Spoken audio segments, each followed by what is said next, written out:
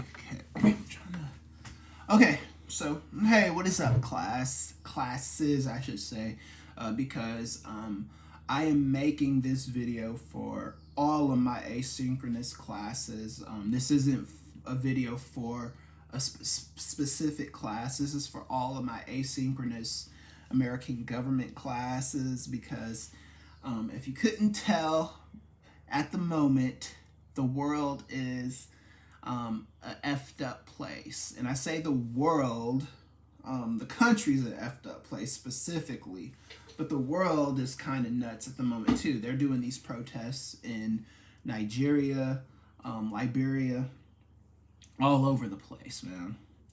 So, how did we get to this point though? Okay. So I want to take you all the way back to 1787. If you go into your PowerPoint presentations, the first unit is on the Constitutional Convention. In one of the PowerPoints, I say that the Articles of Confederation created unrest. And then I ask you what unrest is. So if this was a synchronous class, whether it be online or on campus, we would have had a discussion about unrest and exactly what unrest entails. So unrest is a condition where people just stop believing in the rules. Like there are rules in place as the Articles of Confederation were. That is the original Constitution. Those rules were in place, and then people stopped believing in the rules. They either stopped believing in the rules or they didn't believe in the rules in the first place. So what's going on at the moment is you have a condition of constant police beatings and of black men. It's happened to brown people also. It's to be honest with you, I've seen it happen to white guys. I have seen officers abuse their power on every single race. I worked in the court system for a little bit of time. And I've seen this kind of thing on a regular basis. So this isn't new. But what has happened is these guys, these officers that commit these crimes typically do not get found guilty of anything. And if that happens enough times, people will stop believing in the rules. And unrest always, 100% of the time leads to anarchy. You could look back in history at this, and anytime there was any kind of disobedience, whether it be the Boston Tea Party or the riots in the 60s or the sit-ins, all of that stuff starts off peaceful, starts off sometimes with people even believing in the rules, and then an anarchist situation breaks out. So to put this in context, we've got a president right now who his job is to kind of make people feel better about the situation going on, and instead this guy kind of tweets, like he really just doesn't help out. You know what I'm saying? Usually in these classes, I try to leave my own personal politics out of the situation, but I'm in a situation now where I've got like students of mine hitting the streets and protesting and telling me about it, and I've seen them posted on Facebook and stuff like that. Um, and you know, you guys are grown. I'm not your mama or your daddy. I don't tell you what to do, but you know, I just hope that if you're hitting these streets, you're not burning down buildings and you know wrecking the dreams of other people. You know what I'm saying? Because what's going on right now is now I'm seeing businesses in Los Angeles in particular that were started by immigrants who came here with not a lot in their pockets and created an American dream for themselves. And their buildings are, going up in flames by, angry mobs. And I'm not passing any judgment on the angry mobs, although I do think there are a lot of bad actors in these situations, but it's not for me to say, at least not at this moment. Let more evidence and stuff come out to point to that. But Americans need to obey the rules, but they also need to believe in the rules. That is a primary function of American government. You have rules in place. Those rules need to be fair across the board, and then people need to believe in those rules. So I've heard some right wing talking points about police beatings, and some people say, well, the cops kill more whites than blacks and blah blah blah. I'm not here to argue stats, and that might even be true. I don't think it is, but let's just say for shits and giggles that I think it's true.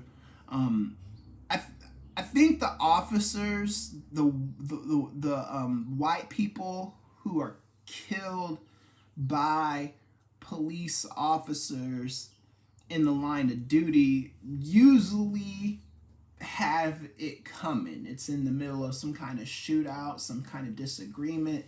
White people might have some hostages, whatever. That's usually the case for that.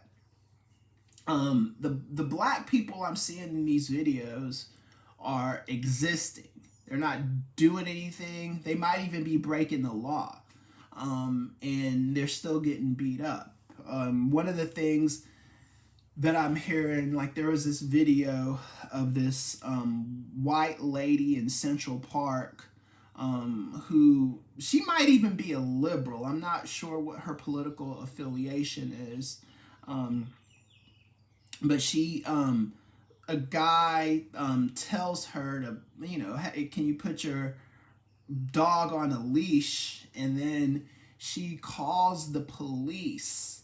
And I'll probably post a link to the YouTube video that I make. But she calls the police on him and starts saying, hey, a black guy is threatening me and blah, blah, blah. And no, she doesn't even say black guy. She says, an African American is in a park and he's threatening me, and just like wants the police to come and handle this black man the way she has learned that police handle black men, right? So she knew that emphasizing the fact that this is a black man, that the police, and she is a white woman, the police would be there immediately. So that's why, like, even with stories like with Kobe Bryant, which a lot, for most of you guys in classes, unless you got a later start class, we talked about this. But, it's not hard to believe that a white woman who's got privilege would weaponize her whiteness in any kind of situation. And it was a real complex, eye-opening discussion in a lot of the classes that I taught. So I don't know what these dogs are barking out outside, but it's nuts. Anyway, so yeah, so that's a thing about rules. You know what I'm saying? Like if say for instance you guys were my class, which you are, all of you guys are my classes.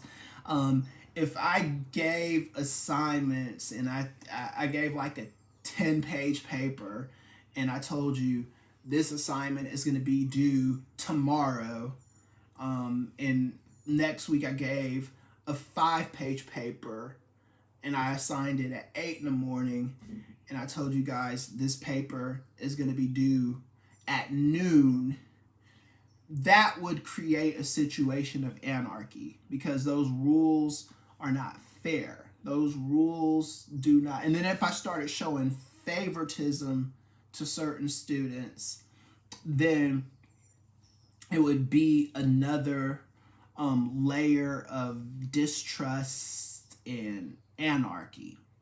So I just wanted to give you guys that context to hopefully explain what's going on a little bit better.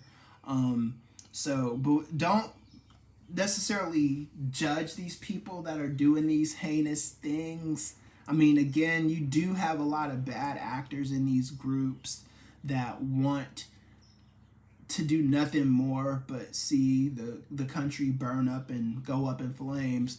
But you do have some people out there that are just, there's a lot of angst and people are losing their sense of rational thought as to what's going on with the George Floyd stuff in Minnesota.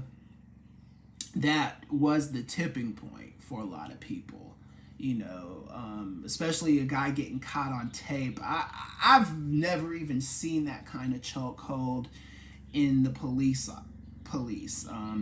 I've seen chokeholds with police departments. It's not that uncommon of a thing, but there's a way that you can safely apply a chokehold. What this guy did was he had his knee pressed on this dude's back while he was on his stomach, which doesn't even seem like a safe position. And then you had 3 officers who kind of had their knees on this guy's back as well. And then this dude, the police officer, Chavin, I forget his first name, but he had his hands in his pockets, just all nonchalant. And then you see these protesters, and they're not all black people protesting too. That's an interesting thing. It's a lot of white people. They're protesting in Amish areas. They're protesting in they're protesting in Utah. Like I've seen protests in places where you typically do not see protests. You're seeing protests in Louisville, Kentucky. You're seeing protests in places where protesting usually doesn't happen. And, a lot of this does rest on the president, because the president, it's his job to calm citizens down when things to get to this point. But the presidency has turned into this thing where, Donald Trump, he just gets graded on such an idiot curve because he kind of acts so just nonchalant and cravingly in a lot of areas. And Republicans, he's kind of tapped into a good 30% of this country that have a very good tendency to vote for that kind of behavior and stuff. So everybody needs to take this energy to the polls in November. Don't just go around wrecking stuff. We do need to do our part. Gotta vote.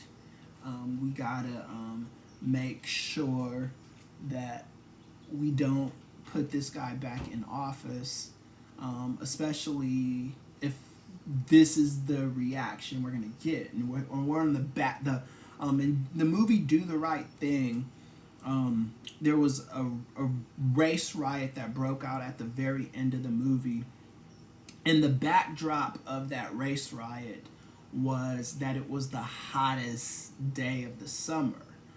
The backdrop of all these riots and protests going on across the country are these COVID-19 pandemics, right? So you've already got a situation where people are feeling angst and antsy and tired of being at home, on top of all this racial animus going on.